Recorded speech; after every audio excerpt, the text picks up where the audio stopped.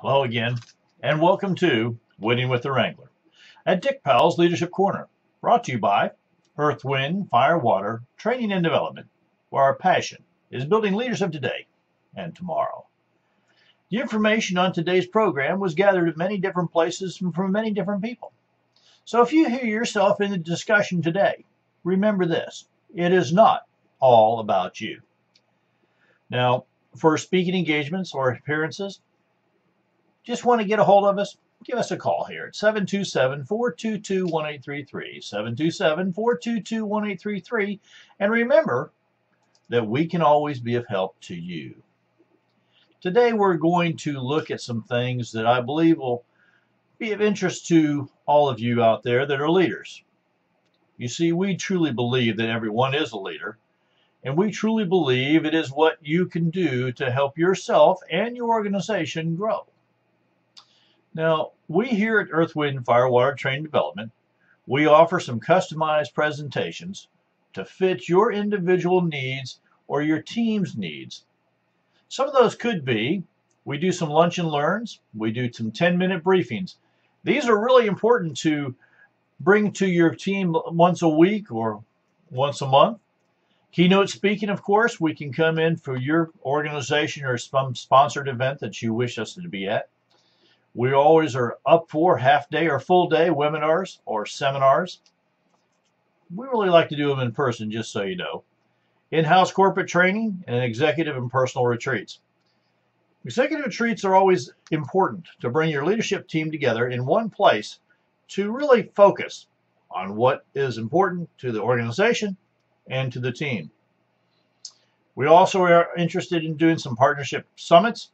So if you're ready to take and do that, we're here for you to do that also. Now today, let's look at what we're going to look at today.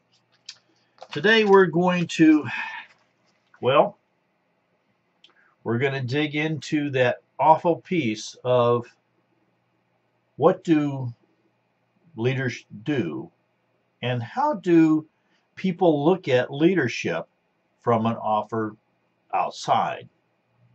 You see, right in today's world, so many times when the word leader comes up, a negative connotation happens in some people's minds. And leaders, we need to change that. We need to let them know that everyone's a leader somewhere and somewhere. And I'll tell you what, whether you believe it or not, someone is always looking up to you to be the leader. Now, I was in a discussion with a person just not too long ago, and they said these words. I'm going to read them because, well, they kind of struck me just a little bit. They said, everything that you do, Dick, you look through a leadership lens. And I was looking through my wonderful reading material, and I found this quote. And it said, leaders evaluate everything with a leadership bias. That means we need to take a look at it and evaluate what's going on to look through the vision, the future picture, the mission, the purpose, the calling, and the strategy, the day-to-day things you're going to do to make sure you're living your mission and achieving your vision. So in my world, this is a good thing. This individual that I'm speaking about, he really thought that that was a negative thing. And I couldn't understand it. So I did some research and to find out why people thought that. Well, the first off, I found that in my world, I really truly believe that one thing that a leader is recalled to do is to build more leaders. And you can't do that unless you're mentoring, coaching, and giving instruction to those people around you. Sometimes that instruction is going to come through your daily activities that you're going to do, hopefully unconsciously. It's how you live. It's what you're doing. It's how you're doing. It's the words you use. It's how you treat people. And, you know, people do what people see and people repeat what people hear. But I have to encourage you that building leaders takes intention. And this intentional leadership, instruction, coaching, mentoring, it doesn't come easy and it doesn't come quickly. I've been studying leadership, well, all my life. It started off way back when I was a senior patrol leader, and I got the job, I guess, because everybody voted me and they thought I would be good at it. And I have to tell you, I didn't have a clue. At that time, at age 14, I thought being a leader meant yelling and screaming at people and demanding they do what I want them to do. And then a gentleman took me aside and said, "You know, son, you catch more flies with honey than you do vinegar." Well, it didn't really sink in. But he sent me to something called Junior Leader Training, and it was a start on my journey. That piece kept me going, and all the things in scouting kept me going on the leadership trail for a number of years until I got to meet Stephen Covey. And when I'm out to meet that gentleman at a seminar, after he was done speaking, and I walked up and said, "Can I have a conversation with you?" And he sat down and we shared a glass of water with one another. I found out that it was going to be more than just a couple-hour seminar.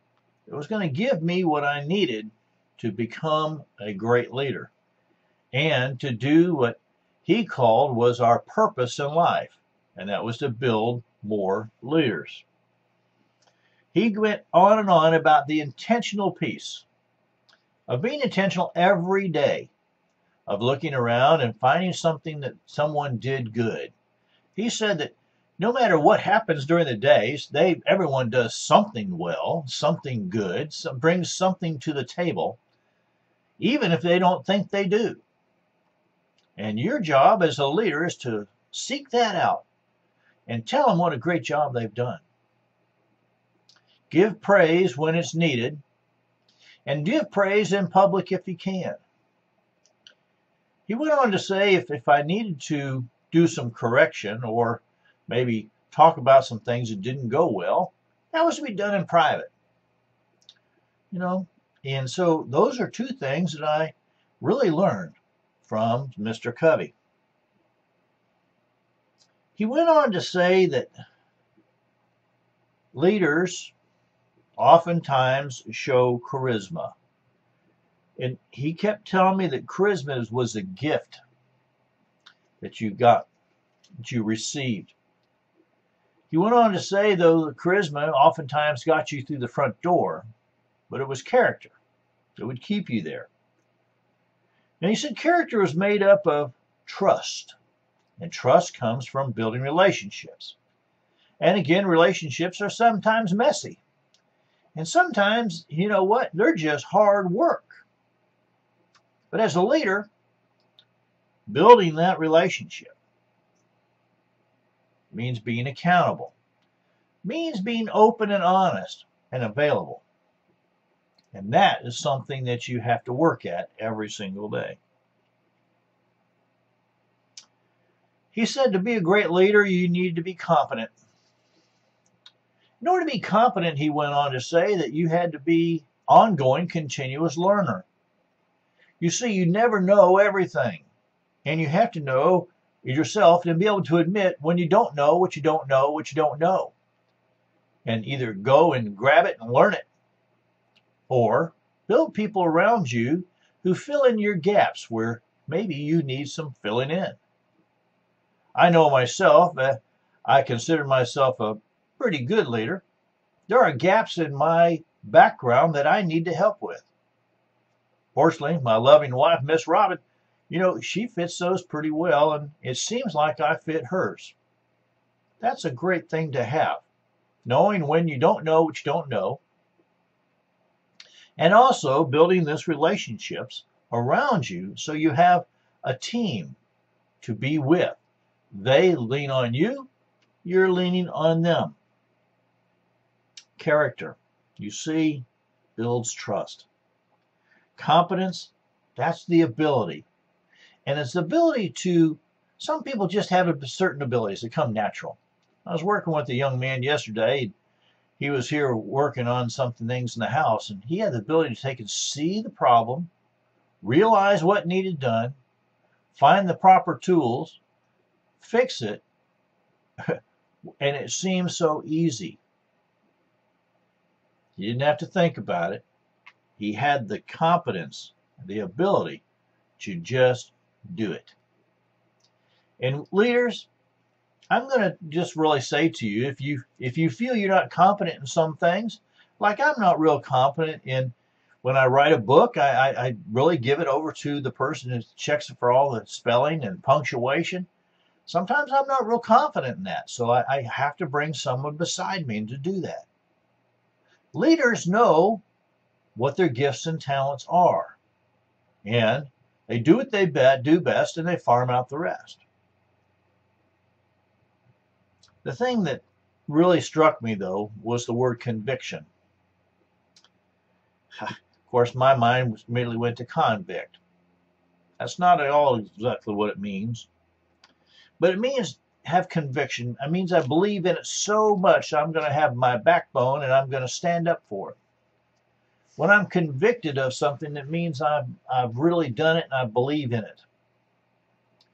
So as leaders of an organization, well, I really need to believe in the vision. I need to walk the talk. I need to do it every single day. I need to know what the mission of the organization is. I need to know what the purpose, the calling, why are we doing what we're doing? Because without the vision and the mission, there's no way you can set the strategy, the day-to-day workings of ensuring that we'll live our mission and achieve our vision. I always go back to these simple things: charisma, character, competence, and conviction.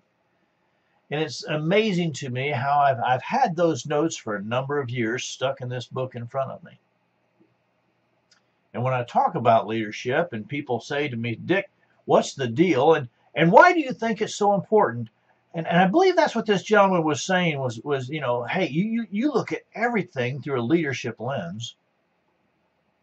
He was really asking, why is this so important to you? Why can't you just live life willy-nilly and just float along like a piece of cork on the top of the water fishing? I believe in my heart that the reason I cannot do that is, as I've seen over and over, those who don't have a plan to fail. Over and over, those who have a title but never take the time to learn to lead don't do a good job, and the people below them just really don't like it. Over and over, we're called into organizations to fix the leader. You know, we can't fix anyone. They have to make the decision that they're ready to take on the challenge of learning what leadership is all about. Now, some of those things of leadership really stand out to me. One is living the lifestyle that is moral and ethical.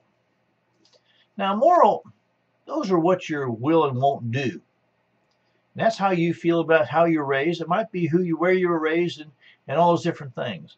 But no matter what your age is, you're the one who has the choice of whether or not to live by them.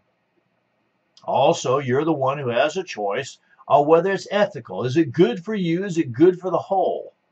Is it good or bad? And you're the one who has those choices. Everyone can make those choices. Miss Robin and I were talking this morning how I grew up on a dead-end street in the swamp, and she immediately said, well, it's a good thing you made a choice, because there was no way I would have lived there or married you back then. I had to make a choice. Was it ethical? Was it moral? You know, it was hard. And I had to, for myself, make a choice what was moral and ethical, and how I was going to live my life and what I was going to base it on. And each individual must do that. As leaders, we can help people with that decision making. We can help them with that thought process, but you can't do it for them. The deal is, though, if you're spending the time reading, writing, going to seminars, listening to other people, you're going to start making those other choices. But again, it's only you can choose who you hang around, where you spend your money, and how you plan for the future. Leaders, it's up to us to help people see that they can make that choice one way or the other. I see that leaders sometimes forget about proper appearance. You see, appearances sometimes aren't even true. Sometimes people see something from afar away and they say the appearance was that they were doing something bad. But when they get closer, they realize, oh, I misread the situation or I saw it incorrectly. The other side of that is I was working with a business owner who his business was not doing well, and the people working for that gentleman just didn't seem to care much about their appearance or how other people saw their appearance. And so when I interviewed the owner, I said, I see that you're in a pair of shorts and flip-flops and a t-shirt with someone else's logo on it, not even your own company logo. And he said, well, I'm the owner. I can dress however I want. I said, so now you've made the decision how the people on the floor are going to dress, and you walk in like that. I said, let me explain this to you. People do what people see. And he says, but I'm the owner. I should be able to tell them what to do. I said, well, again, people do what people see. And if you don't care about your appearance, why should they? It's what people see on the outside. No matter how many times I tell people don't judge a book by its cover, and my mom told me that too, I'm going to tell you even my mother judged people by the cover. She judged by what people were doing and also by what they were wearing.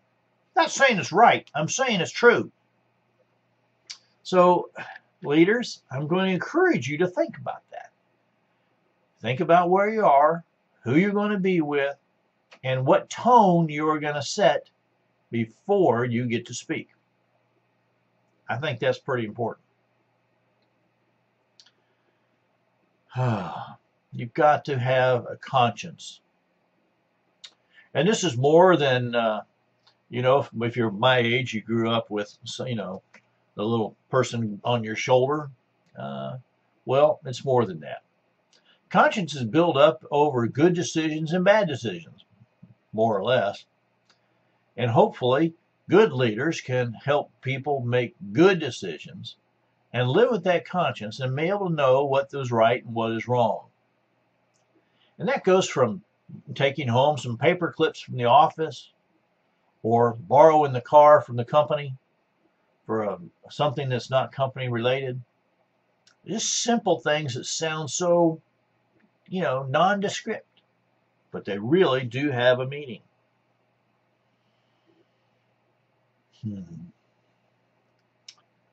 This thing of being a great leader and doing this thing of mentoring and coaching and instructing, in order to do that, quite frankly, you have to build relationships.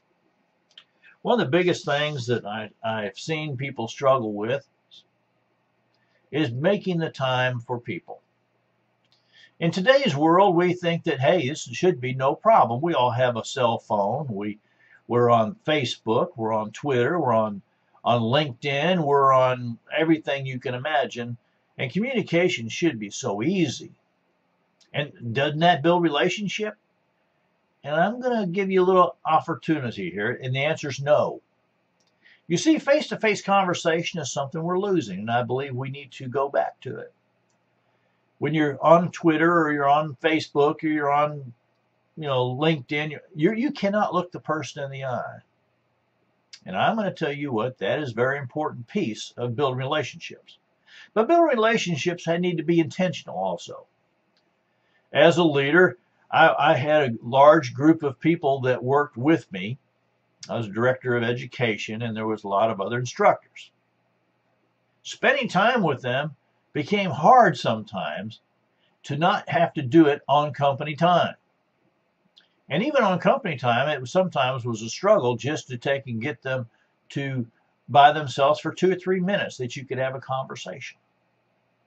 And the young people coming into the training facility, I always believed it was my job, one of my jobs anyhow, to meet at the front door and welcome them in, make sure they got the right classroom and they had what they needed to take the course. You see, leaders who take action are looked at entirely different than leaders who are absent and not there.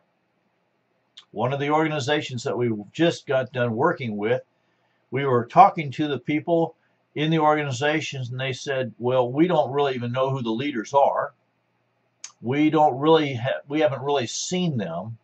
We get memos from them, but no one's actually come out and spoken to us. Well, that's a problem. You see, you can't coach and mentor and instruct long distance. And leaders, this is something that needs to be in your everyday. If you're doing this, you're going to always be walking around and talking to people and getting their advice and actually checking in to see how they're doing. It's going to be amazing how it's going to change how you're perceived. Remember what the other one was up there? Your appearance? That's perception. Many times when people walk in a $1,000 suit, the perception is they must be really successful and have what it takes. I have some friends that belong to an organization, and their organization tells you, fake it till you make it. Dress upwards. Drive the expensive automobile. You know, have a big expensive home. Quite frankly, if that's a sham, people are going to know it pretty quick. If you're faking it, they're going to know. And I'm going to tell you what, the trust factor in that relationship is going to be pretty low.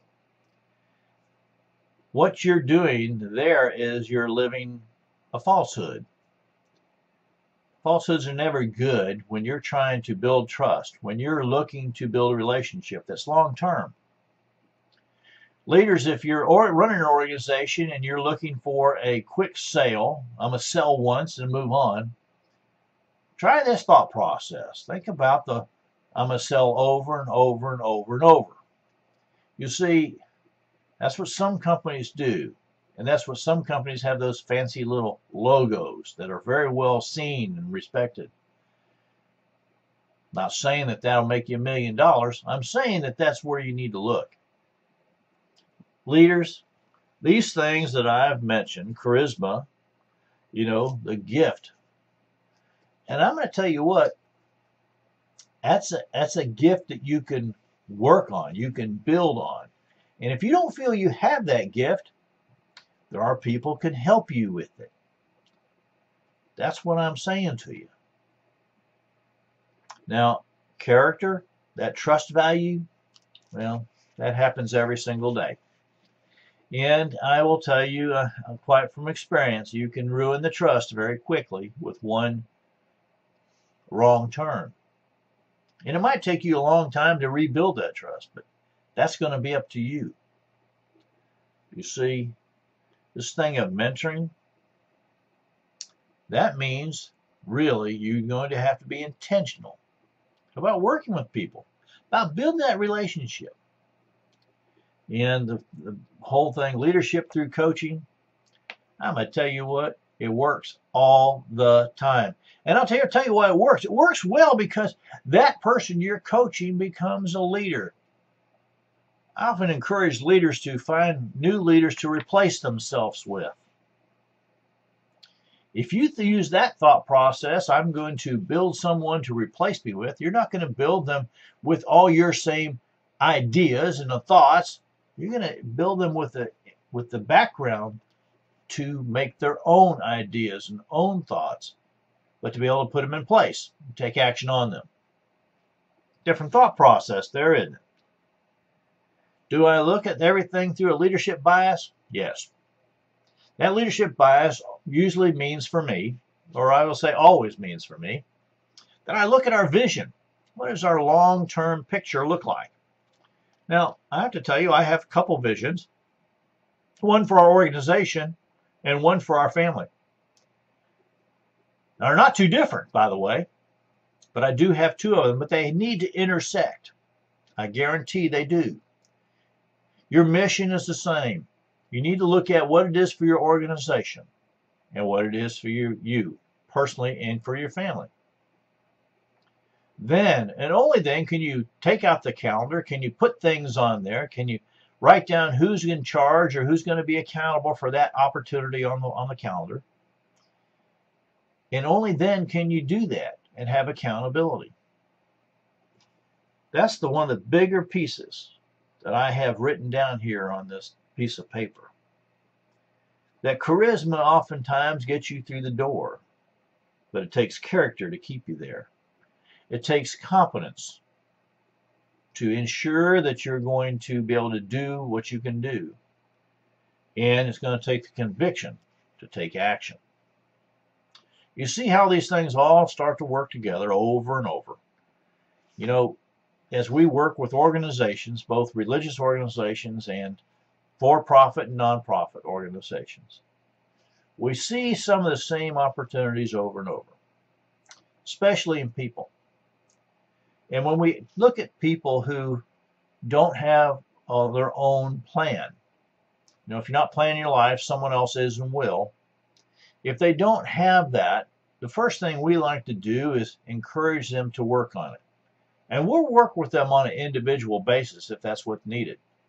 And then we work on the organization to do the same. These things are so important. I truly believe everyone needs some guidelines. Everyone needs a roadmap. Everyone needs something to let them know that they're part of something bigger than themselves. And that's what we leaders need to be doing for everyone around us. Now, if you tell me that, hey, I don't own the company, it's not my job, I'm just that little person down in the middle someplace, and I can't lead anybody. Here's what I want to encourage you. Lead yourself first. Lead yourself first. And you'll be surprised how people look at you differently then. You see, you can always lead from the middle. You can always make those timely suggestions. You can always have the choice to do what others will not. That's leadership. Is it easy every single day? No, I would never promise you that. Are you going to go home happy every day? No, I won't promise you that either. What I will promise you is if you use the leadership skills that we can teach you, we can help you learn, we can help you install in your life, I would guarantee this. You'll have more happy days, and you'll have more days that have a purpose and a plan. And you'll have more days at the end of the day being able to meet your family and say, you know, I'm home. What's next? That's the huge difference. I see my time is running short just like always. Seems like I just get started talking about this and it's time to close up. It is always my super pleasure to come on here every day and help you see you are the leader and you can always learn more. Well, on behalf of myself, Dick Powell, and the whole Leadership Corner team, we want to say thank you for being a part of today's program. Our hope is that you've received a nugget of wisdom or guidance that will help you build your leadership ability. Now, if you have any questions or comments on today's program, don't hesitate. Go ahead and give me a call. 727-422-1833. 727-422-1833. Send me an email, dick@ewfw.org. dick@ewfw.org. Go to the website, spend some time, look around, see what we can really bring to your organization, and then send us a note. You just click on that little box. www.ewfw.org. www ewfw.org. And until next time, DW the Wrangler saying, ride hard, ride fast.